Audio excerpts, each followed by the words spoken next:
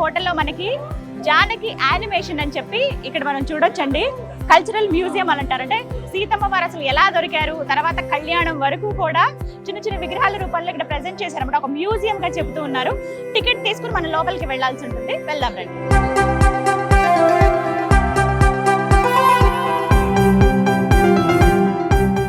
3 tickets మా team members కి, అలాగే నాకు. ఒక్కొక్క టికెట్ 10 రూపాయలు అండి. నేను ఇండియన్ నోట్ 100 రూపీస్ ఇచ్చాను కదా, మళ్ళీ నాకు చేంజ్ కూడా ఇండియన్ నోట్ ఇచ్చారు, 70 రూపీస్ ఇచ్చేసారు. మనం నేపాలీ నోట్ ఇచ్చామనుకోండి అవే చేంజ్ ఇస్తారు. అయితే ఆ కరెన్సీకి ఈ కరెన్సీకి డిఫరెన్స్ ఏంటంటే మనం ఇక్కడ కేవలం 10 రూపాయలు మాత్రమే ఇవ్వచ్చు. మన కరెన్సీ అయితే ఇండియన్ కరెన్సీ అయితే 10 రూపీస్, అదే నేపాలీ కరెన్సీ అయితే 15 రూపీస్ ఇవ్వాల్సి ఉంటుంది అనమాట. రైట్, ఇక లోపలికి వెళ్ళి చూద్దాం.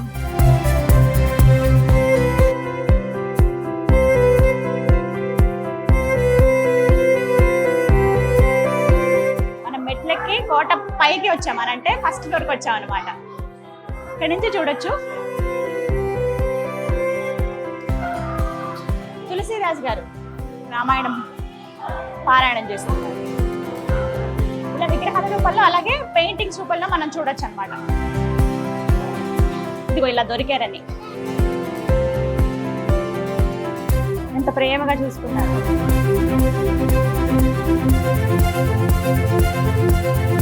ధనస్సుకి శివధనస్సుకి పూజ చేస్తారు.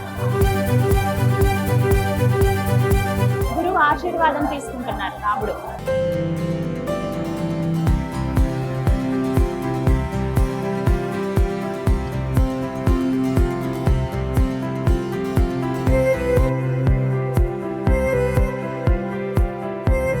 జనక మహారాజు దగ్గరికి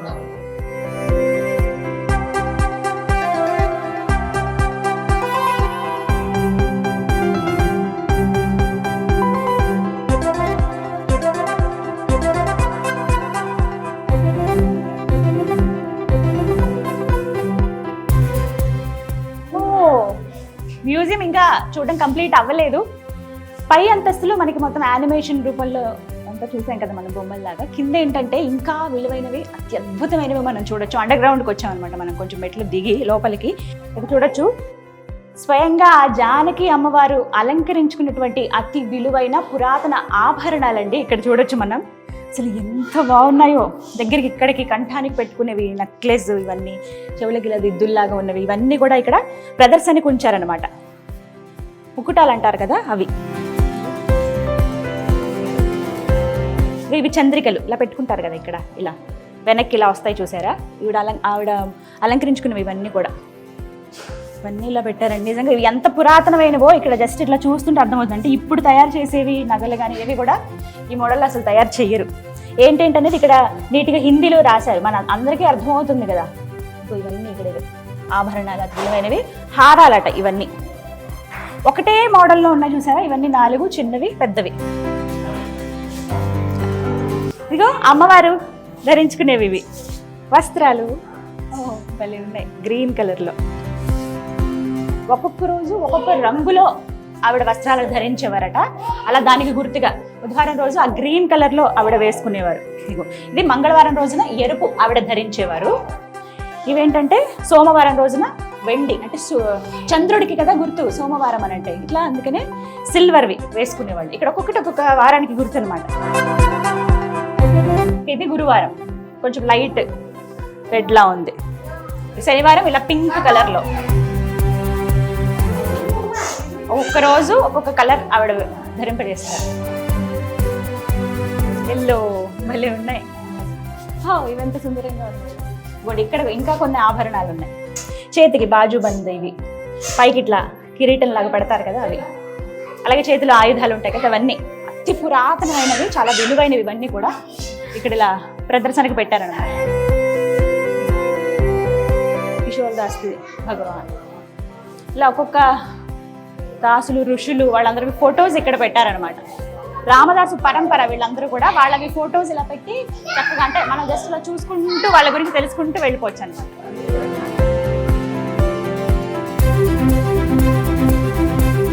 తనకి కంప్లీట్ అయిపోయింది మన మ్యూజియం టూర్. చాలా సుందరంగా ఉందండి మ్యూజియం అయితే. వచ్చిన వాళ్ళందరంటే పిల్లలు మరీ ముఖ్యంగా చూడొచ్చు. వాళ్ళందరికీ ఎక్స్ప్లెయిన్ చేసి చెప్తున్నారు ఇలా ఇలా జరిగింది, అమ్మవారు ఎలా దొరికారు, ఆ తర్వాత అంటే ఎలా పెంచుకున్నారు. స్వయంవరం, కళ్యాణ్ ఇవన్నీ కూడా మనకి యానిమేషన్ అంటే బొమ్మల రూపంలో అక్కడ పెట్టారనమాట. అవి కూడా మూమెంట్ ఉంది, చాలా సుందరంగా ఉంది. పొలం దున్నేటప్పుడు దొరికినప్పటి నుంచి చూసుకుంటే ఎంత అల్లారు ముద్దుగా పెంచుకున్నారు, ప్రతి ఒక్క విషయం చెప్పటము. అలాగే సునయన అంటే ఆవిడ జనక మహారాజు వారి భార్య అనమాట. ఆవిడ ఇలా ఒళ్ళో పడుకోబెట్టుకుని పక్కనే పడుకోబెట్టుకుని అన్ని విషయాలు చెప్తూ అంటే పిల్లల్ని ఎంత అల్లారు ముద్దుగా పెంచుకుంటాం. ఏకైక కూతురు కదా, అలాంటిది ఆ శ్రీ మహాలక్ష్మియే ఒక కూతురిగా లభించటము, వారిని పెంచడం అంటే మామూలు విషయమా? అమ్మవారికి తల్లిదండ్రులుగా ఉండేటువంటి మహద్భాగ్యం వారిద్దరిది, జనక మహారాజును సునయన అమ్మవారిది.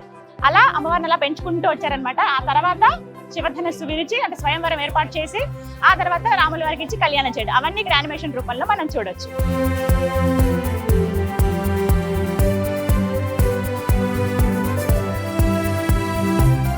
గాయత్రి టూర్స్ అండ్ ట్రావెల్స్ వారు ఆర్గనైజ్ చేసినటువంటి ఈ ముక్తిధామ్ యాత్రలో మనం 2వ రోజున జనక్పురిలో అద్భుతాలు వీక్షించాము. మనం చూసిందండి ప్రత్యేకించి చెప్పుకోవాలి అంటే జనక మహారాజు వారి కోట, అలాగే అందులో జానకమ్మ వారి మందిరం అనమాట.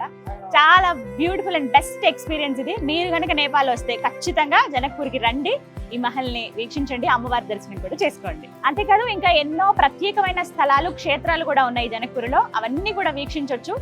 పక్కా ప్లాన్తో వస్తే ఇంకేం ఇబ్బంది లేదండి, హ్యాపీగా వెళ్ళిపోవచ్చు. మనకేంటంటే భరత్ శర్మ గారు చాలా నీట్గా ఆర్గనైజ్ చేశారు. ఏ రోజు ఏంటి, ఎలా వెళ్ళాలి, ఫుడ్కి ఇబ్బంది లేకుండా, లేకపోతే ఎక్కడికైనా వెళ్ళినప్పుడు ఆ ట్రావెలింగ్ ఇబ్బంది లేకుండా అన్ని సౌకర్యాలు ఏర్పాటు చేస్తారనమాట.